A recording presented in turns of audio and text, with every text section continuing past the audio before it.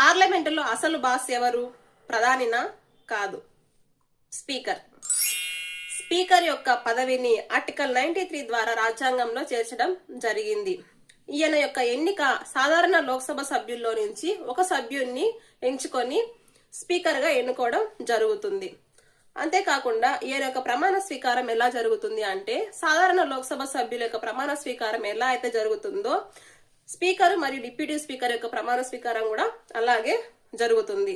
ఈయన యొక్క పదవి ఎలా తొలగిస్తారు అంటే, తన యొక్క పదవీ కాలం పూర్తి కాకముందే లోక్సభ స్పీకరు తన యొక్క రాజీనామా పత్రాన్ని డిప్యూటీ స్పీకర్ కు అందిస్తారు. దీని మీద సాధారణ తీర్మానాన్ని ప్రవేశపెట్టి స్పీకర్ ని తొలగించడం జరుగుతుంది. అంటే 50 మంది సభ్యుల యొక్క మద్దతు మరియు 14 రోజుల ముందస్తు నోటీసు సభాపతికి అందిస్తారు. దీని మీద చర్చలు జరిపి స్పీకర్ యొక్క పదవిని తొలగించడం జరుగుతుంది. అయితే ఇక్కడ స్పీకర్ యొక్క అధికారాలు ఏంటి అంటే, లోక్సభ స్పీకరు లోక్సభ సమావేశాలకు అధ్యక్షత వహిస్తారు. ఇతని యొక్క అనుమతి లేనిదే ఎటువంటి బిల్లు ప్రవేశపెట్టకూడదు. లోక్సభ స్పీకర్ అనుమతి లేనిదే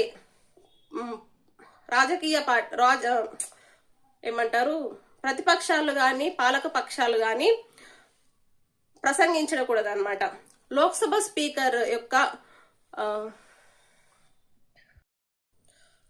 స్పీకర్ యొక్క అధికారాలు ఏంటి? లోక్సభ స్పీకర్ లోక్సభ సమావేశాలకు అధ్యక్షత వహించడం జరుగుతుంది. స్పీకర్ యొక్క అనుమతి లేనిదే ఎటువంటి బిల్లు ప్రవేశపెట్టకూడదు. స్పీకర్ యొక్క అనుమతి లేనిదే పాలక ప్రతిపక్ష సభ్యులు ఎవరు కూడా ప్రసంగించడం అనేది ఉండదు. స్పీకర్ లోక్సభలో ఎటువంటి అనర్థాలు చోటిల్లినా, అంటే ఆటంకాలు ఏర్పడిన, గందరగోళ పరిస్థితులు ఏర్పడినా కూడా దాన్ని సక్రమంగా తీసుకొని రావడానికి, అంటే ప్రశాంత వాతావరణాన్ని తీసుకురావడం కూడా లోక్సభ యొక్క స్పీకర్ మీదనే ఆధారపడి ఉంటుంది. క్రమశిక్షణ రహితంగా ప్రవర్తించిన మరియు సభా మర్యాదలు పాటించకపోయినా ఆ సభ్యుని సస్పెండ్ చేసే అధికారం కూడా స్పీకర్ కి ఉంది.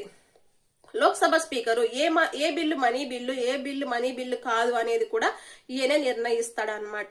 అంతేకాకుండా లోక్సభ సమావేశాలప్పుడు ఏ అంశము రికార్డ్స్ లో ఉండాలి, ఏ అంశాన్ని రికార్డ్స్ నుంచి తొలగించాలనేది కూడా ఈయనే నిర్ణయిస్తాడు.